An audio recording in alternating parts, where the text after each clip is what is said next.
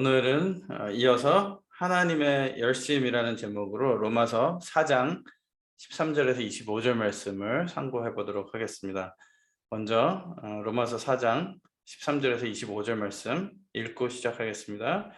아브라함이나 그 후손에게 세상의 후사가 되리라고 하신 언약은 율법으로 말미암은 것이 아니요 오직 믿음의 의로 말미암은 것이니라. 만일 율법에 속한 자들이 후사이면 믿음은 헛것이 되고 약속은 폐하여졌느니라. 율법은 진노를 이루게 하나니 율법이 없는 곳에는 범함도 없느니라. 그러므로 후사가 되는 이것이 은혜에 속하기 위하여 믿음으로 되나니 이는 그 약속을 그 모든 후손에게 굳게 하려 하심이라. 율법에 속한 자에게뿐 아니라 아브라함의 믿음에 속한 자에게도니 아브라함은 하나님 앞에서 우리 모든 사람의 조상이라. 기록된 바 내가 너를 많은 민족의 조상으로 세웠다 하신 것 같으니 그의 믿은 바 하나님의 죽은 자를 살리시며 없는 것을 있는 것 같이 부르시는 이시니라. 아브라함이 바랄 수 없는 중에 바라고 믿었으니 이는 내 후손이 이같으리라 하신 말씀대로 많은 민족의 조상이 되게 하려 하심을 인함이라. 그가 백세나 되어 자기 몸에 죽은 것 같음과 사라의 태에 죽은 것 같음을 알고도 믿음이 약하여지지 아니하고 믿음이 없어 하나님의 약속을 의심치 않고 믿음에 견고하여져서 하나님께 영광을 돌리며 약속하신 그것을 또한 능히 이루실 줄을 확신하였으니 그러므로 이것을 저에게 의로 여기셨느니라. 저에게 의로 여기셨다 기록된 것은 아브라함만 위한 것이 아니요 의로 여기심을 받을 우리도 위함이니 곧 예수 우리 주를 죽은 자 가운데서 살리신 이를 믿는 자니라.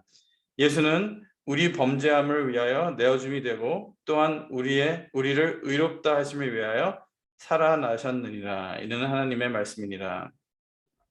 그래서 제목은 하나님의 열심. 아브라함이 믿음으로 의롭다함을 받았다는 내용을 말씀하고 있는데요. 그 받은 대표적인 인물로 성경이 기록되고 있는데 모든 믿는 자의 조상이 되었다. 그래서 아브라함을 통해서 아브라함한테 배워서 우리도 예수님을 살리신 이를 믿음으로 예수님의 죽으심으로 죄사함 받고 다시 사심으로 의를 받는 그런 사람이 되어야 되겠다라는 사도 바울의 메시지입니다. 이런 의미에서 그의 아브라함의 믿음은 우리가 함께 추구해야 할 구원 믿음의 이상형이라고 볼 수 있는데요. 이 본문을 통해서 네가 구원받길 원하느냐?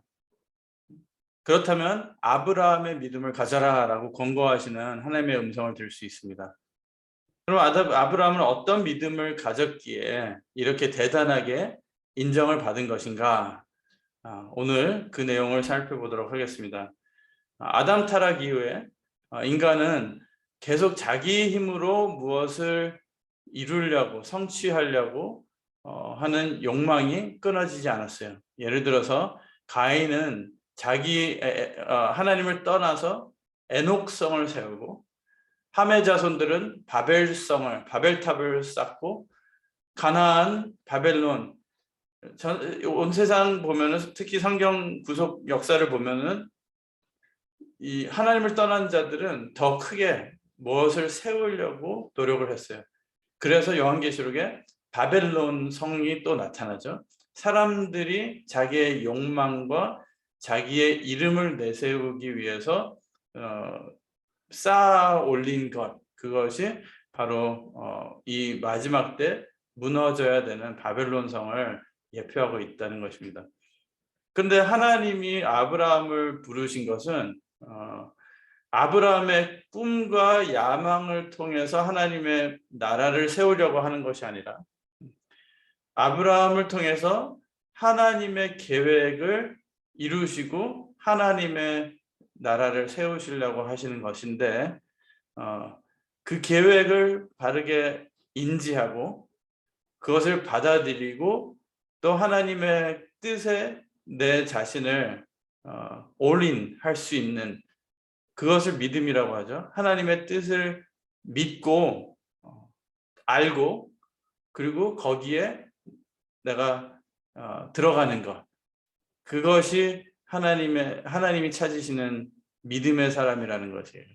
그래서 오늘 생각해 봐야 될 것은 내가 아브라함의 믿음을 가졌는가에서 내가 얼마나 열심히 하는 믿음인가라는 기보다도 내 열심, 내 욕망과 내 야망과 내 꿈을 위해서 열심히 하는 사람인가, 아니면은 이 모든 것이 하나님의 뜻을 끝 목적으로 두고 하나님의 뜻에 맞춰서 내가 일하는 사람인가, 삶을 사는 사람인가. 아까도 말씀드렸지만 인간은 끊임없이 자기의 능력과 자기의 문명을 구축해 나가려고 하는 것이 우리의 본능이에요. 결국에는 더 강하고 더 똑똑하고 더 센 사람들이 모여서 사는 세상이 되어가는 그런 세상에 우리는 살고 있습니다. 그런 중에 아브라함을 부르셨어요. 아브라함을 부르시는 이 과정에는 사람의 논리에, 사람의 생각에 맞지 않는 일들이 계속 반복이 돼요. 왜 그랬을까요? 아브라함을 왜 선택하셨는지도 설명 안 하셨고, 특별히 똑똑해서도 아니고 특별히 부자라서도 아니고 특별히 좋은 환경도 아니고, 아브라함의 아빠는 우상을 만드는 사람, 우상 숭배하는 사람이었잖아요. 그러니까 아브라함의 배경도 그랬고, 그 다음에 부르시자마자 떠나라 그러셔요. 갈대 우르를 떠나고 또 하란도 떠나라고 하시고, 아비의 집을 떠나라고 하시고, 친척들을 떠나라고 하시고, 그 땅을, 나라를 떠나라고 하시는데 왜 떠나라고 하셨는지, 그리고 갑자기 아들이 없는 아브라함에게 너의 자손들이 무별과 같이 많을 것이다 라고 약속을 하셔요. 아브라함이 달라고 한 것도 아닌데 갑자기 나타나셔서 약속을 하셔요. 그리고선 힘들게 100세까지 기다리셨다가 아들을 주셔요. 아들을 주셔놓고 갑자기 또 아들이 이제 잘 자라고 있으니까 번제로 바치라고 하셔요. 사람의 머리로는 도무지 이해도 용납도 안 되는 그런 인생을 살게 만드셨다는 것이죠. 그러나 아브라함의 믿음은 어디에 있냐면요, 그 모든 하나님께서 이끄시는, 인간으로서는 이해할 수 없는 그 모든 것을 믿음으로 받아들였다는 거예요. 아브라함이 뭘 잘 믿었고 또 잘했고가 아니라 그래도 그것을 따랐다는 거예요. 그래서 아브라함은 무엇을 했나? 아브라함은 무엇을 했나의 질문에서 하나님께서 찾아오셨다라고 오늘 본문을 말씀하시는 거예요. 아브라함이 한 게 아니라 하나님이, 여기서 주어는 하나님이에요. 질문은 아브라함이 무엇을 했나? 하나님께서 찾아오셨을 때 하나님을 영접했어요. 하나님 찾아오신 하나님께서 우리 각자에게도 찾아오셔요. 그것이 복음의 시작이고, 또 어떤 사람들에게는 그것이 고난의 시작이, 하나님이 내 삶을 찾아오셨을 때부터가 고난의 시작이라고도 하는 사람들이 있습니다. 왜냐하면은 그때부터 세상과 반대의 길을 가야 되기 때문에 고난이죠. 그때부터 내 죄가 드러나기 때문에 고난이에요. 아브라함은 그것을 받아들였다는 거예요. 그것을 하나님께서 찾아오셨는데 하나님을 영접을 했다라는 것이죠. 우리는 신앙생활을 시작해서 10년이 지나고 20년이 지나도 그것을 용납하지 못해가지고 계속 그거랑 싸우는 사람들이 많아요. 나는 왜 인생이 이렇게 됐나? 나는 왜 이 길을 가야 되는가? 그것을 받아들이지 못하니까 계속 딜레마가 생기고 컨플릭트가 생기는 거예요. 그래서 나의 정체성에 대한 문제가 생기고, 내가 그러니까 불만족, 온 삶의 매일매일이 불만족이에요. 왜냐하면은 내 길을 받아들이지 못하고 하나님께서 내 삶에 찾아오셨다는 것을 영접하지를 못하고 그냥 어쩌다가 기독교인이 되고 어쩌다가 하나님을 따르는 사람이라고 입으로는 얘기하는데 실은 내 길을 가고 싶기 때문이죠. 실은 그것이 손해라고 생각을 하기 때문이에요. 아브라함의 믿음은 그것을 받아들인 거예요. 하나님이 찾아오셨을 때 웰컴했다는 거예요. 어떻게 되든 우리는 하나님께서 찾아오셨는가? 우리는 하나님을 영접을 했는가? 두 번째는 하나님께서 언약을 주셨어요. 하나님과의 언약은 대등 관계의 계약 조건으로 이루어지는 게 아니에요. 같이 나도 사인하고 너도 사인하고 그런 게 아니라 하나님이 일방적인 언약을 하십니다. 갑자기 찾아오신 것도 깜짝 놀랐는데 또 계약서도 사인하는 난이 하나밖에 없어요. 하나님 혼자 사인하면 끝이에요. 그게 횃불 언약의 내용입니다. 하나님을 상징하는 횃불이 샥 지나가잖아요. 우리가 공부해서 알겠지만 그 짐승들을 둘로 쪼개서 그 가운데로 지나가는 것은 사인하는 거나 그 당시에 이 문서에 사인하는 거나 마찬가지라고 그랬어요. 뭐냐면은 내가 책임지겠다. 안 그러면은 내가 이 쪼개진 짐승같이 내가 망할 것이다. 그런 약속을 하는 거예요. 근데 주로 쌍방이 양방이 한 명씩 이렇게 지나가야 되는데 여기 횃불 언약 아브라함에게 주신 횃불 언약에서는 하나님 혼자 지나간 거예요. 그러니까 하나님이 책임지시겠다는 거예요. 약속의 내용, 이 계약서의 내용도 하나님께서 혼자 쓰시고 사인도 혼자 하시고 아브라함은 뭐 하라는 거예요? 그냥 아멘 하라는 거잖아요. 어쩔 때는 우리의 초이스가 없는 것 같이 생각되게 하실 때가 있습니다. 근데 솔직하게 보면은 하나님께서 우리의 창조주라는 것을 진짜 우리가 영접하고 믿고 안다면은 우리는 피조물인 것뿐이에요. 만드신 분의 마음대로 할 수 있다는 것이죠.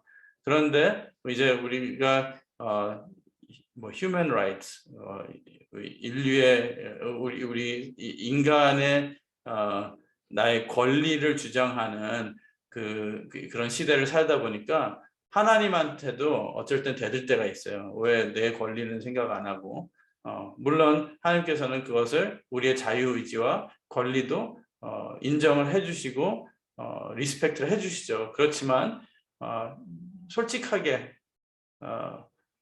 있는 그대로 생각해 보면은 하나님은 우리의 창조주라는 거예요. 그리고 우리를 이 땅에 지으신 이유가 분명히 있다는 것이죠. 그리고 그러나 잠깐 사용하고 버리려고 창조하신 것은 아니고 영원한 세계에서 우리가 원하던 그 모든 우리의 기쁨과 우리의 지금은 야망, 욕망이라고 하지만 우리의 원하는 그 모든 즐거움과 그 꿈을 이루어지는 그런 영원한 세계를 주시려고 하시는 거라는 거죠. 그것을 믿느냐라는 거예요. 우리가 가면 갈수록이라는 게 우리의 신앙이 믿는 세월이 길어질수록 더 잘 믿을 것 같지만 저 같은 경우는 그런 것 같아요. 그런 거를 질문을 많이 하게 돼요. 그러니까 본질적인 내가 진짜 이것을 여태까지 믿는다고 생각했던 거를 지금 믿고 있는가? 진짜 믿어왔는가? 아니면 믿는다고 생각을 해온 것인가? 하나님 내 인생을 하나님께 드렸다고 하지만 내가 내 인생을 살고 내 인생을 위해서 신앙생활을 하는 것인가? 아니면은 신앙생활이 하나님의 뜻을 위해서 하는 것인가? 그런 생각을 많이 하게 되더라고요. 어쨌든 그 언약을 주셨어요. 그 언약을 주시면서 약속을 하셔요. 이 땅 너에게 자손이 무별과 같이 많아지게 해주겠다. 땅을 주겠다. 등등 일방적인 약속을 하셔요. 그리고 그 언약 속에는 큰 축복들이 있고 지켜야 할 것도 있는 것이죠. 그런데 그 언약 때문에 하나님의 역사가 이루어지고 그 언약이 기반이 돼서 이 스테이지, 무대가 돼서 그 언약 위에 하나님의 뜻이 이루어지고 섭리가 이루어지는 거예요. 거기에 하나님께서 구원하시고 하나님의 백성을 택하셔서 훈련하시고 그런 하나님의 열심이 있는 것이죠. 그래서 제목이 하나님의 열심이라고 잡은 이유가 아브라함이 의인이 되고 아브라함이 믿음의 아버지가 된 것은 아브라함이 무엇을 처음부터 잘해서가 아니라 그것을 만드시는 하나님의 열심이 있었다는 거예요. 그래서 그 하나님의 열심이 우리도 만들어 주실 것을 믿자는 거죠. 그걸 아브라함은 그것을 하나님을 받아들였고 주시는 언약을 영접했고 믿었기 때문에 의인이 된 거예요. 그래서 이 언약 끝에는 영원한 생명이 있고 우리가 원한다고 주시는 것도 아니고 우리가 싫다고 안 주시는 것도 아니고 그러나 그리고 우리가 잘해서 주신 것도 아니에요. 솔직히 다 하나님 마음대로 하나님이 택하셔서 하시는 거지만 그렇다면 이게 잘못하면은 우리가 그러면은 잘못하면 수동적인 믿음이 돼요. 그러면 우리가 뭘 할 것도 없네. 우리가 잘한다고 주시는 것도 아니고 못한다고 안 주시는 것도 아니고 하나님께서 주신다고 했으면은 뭐 줄 거니까. 누가 그러더라고요. 하나님께서 어쨌든 하나님 뜻을 이루시고 다 아시는데 기도할 필요가 뭐가 있느냐. 하나님 다 아시는데 그리고 기도해도 하나님의 뜻이 이루어지는 건데 그게 참 어려운 것 같아요. 하나님의 뜻이 뭐 이루어지는데 내가 뭐 열심히 할 일이 뭐가 있느냐. 나는 내 삶 살면 되겠지. 그게 다르다는 거예요. 진짜 믿음은 그렇게 책임감 없는 믿음이 아니라 하나님이 하신다는 것을 믿지만 그 뜻을 같은 방향을 잡고 하나님의 열심을 따라서 나도 열심히 믿어드리고 그 믿음에 따른 삶을 살고 행동을 하고 일을 하는 그것이 바로 믿음이라는 거예요. 그래서 우리는 그 믿음이 진짜가 되기를 기도를 하고 그 믿음이 진짜가 될 때 내 삶이 그것을 따라간다는 것이죠. 그래서 오늘 본문에 사도 바울은 아브라함이 이 언약을 어떻게 받아들였는지 그것을 생각해 보자라는 것이었죠. 그래서 하나님께서는 의를 주셨다. 로마서 4장 13절에서 16절까지 말씀을 아까도 읽었지만 이 율법을 통해서가 아니라 믿음을 통해서 하나님의 의를 언약을 통해서 의를 주셨다. 그리고 그 길은 하나님의 말씀을 믿고 따라가는 길이 의의 길이다. 창세기 17장 4절에서 8절 말씀. 내가 너와 내 언약을 세우니 너는 열국의 아비가 될지라. 이제 후로는 내 이름을 아브라함이라 하지 아니하고 아브라함이라 하리니 이는 내가 너로 열국의 아비가 되게 함이니라. 내가 너로 심히 번성케 하리니 나라들이 내게로 쫓아 일어나며 열왕이 내게로 쫓아나리라. 내가 내 언약을 나와 너와 내 대대의 후손의 사이에 세워서 영원한 언약을 삼고 너와 내 후손의 하나님이 되리라. 내가 너와 내 후손에게 너의 우호하는 이 땅 곧 하나님의 일경으로 주어 영원한 기업이 되게 하고 나는 그들의 하나님이 되리라. 또 히브리서 11장 1절에 믿음은 바라는 것들의 실상이요 보지 못하는 것들의 증거니. 그래서 율법으로 된 것이 아니라 하나님의 말씀을 믿고 따라갈 때 광야에서도 불뱀에 물렸을 때 노뱀을 보면 살아나리라 그랬어요. 이게 참 말도 안 되는 말이죠. 어디 가서 약을 먹어라. 뭐 약을 먹었으니까 낫다. 어디 가서 좋은 의사를 만나라. 그런 의사가 수술을 잘 해줄 것이다. 그게 아니라 그냥 쳐다보면은 낫는다. 믿기도 힘들고 말도 안 되는 일 같아요. 근데 이 사건은 십자가를 예표하는 거거든요. 불뱀한테 물렸다는 것은 우리가 에덴 동산에서 그 뱀의 말에 그 뱀에 물렸잖아요, 영적으로. 그래서 죽어가는 우리는 어떻게 하면 살 수 있는가? 아브라함은 무엇을 했길래 의인이 됐는가? 그 질문이랑 비슷해요. 무엇을 하면 사는가? 십자가를 바라보라는 거예요. 우리의 이성, 합리성 그런 게 아니라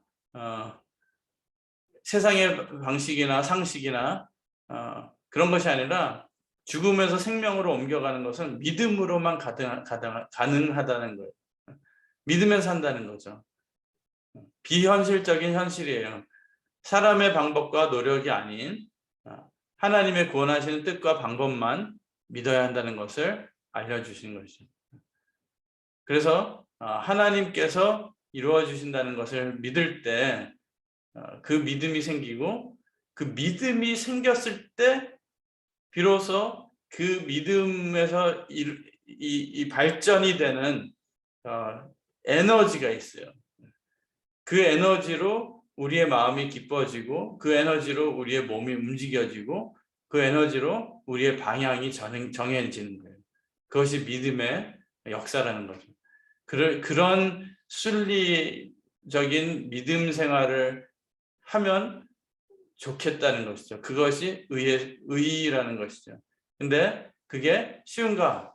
우리가 할 수 있는 거 없을 것 같은데, 믿고 그 믿음으로 의로운 자가 되어야 된다 말은 쉽지만, 그게 실은 쉽지가 않다는 것이죠. 때로는 내 생각을 따르는 게 더 쉽고, 내 방향을 따르는 게 더 쉽고, 내 타이밍이 더 편하고, 내가 원하는 것과 내가 추구하는 것을 위해서 열심히 노력하는 게 더 쉽다는 것이죠. 그렇지만 믿음이라는 것은 그게 다 아닐 수도 있어요. 내 타이밍이 아닐 수도 있고, 내 방향이 아닐 수도 있고, 내가 원하는 나의 달란트가라고 생각했던 내가 잘하는 게 아닐 수도 있다라는 것이죠. 그런데 하나님께서 딱 한 가지, 하나님의 뜻이다라는 것, 그거 한 가지로 내가 그 모든 것을 전환할 수 있는가? 그게 믿음. 이게 믿음은 그렇게 해야지 믿음이 아니라 믿음이 있을 때 그게 되는데, 그래서 믿음으로 산다는 것은 쉬운 게 아니라는 거예요. 때로는 세상이 얘기하는 현실, 합리성과는 거리가 먼 것 같은 느낌. 그러나 딱 한 가지, 끝에 마지막에 하나님을 만났을 때, 세상이나 아니면 내 삶이 끝이 났을 때 하늘나라 갈 수 있는 그런 자격이 되는가? 의의 자녀가 되었는가?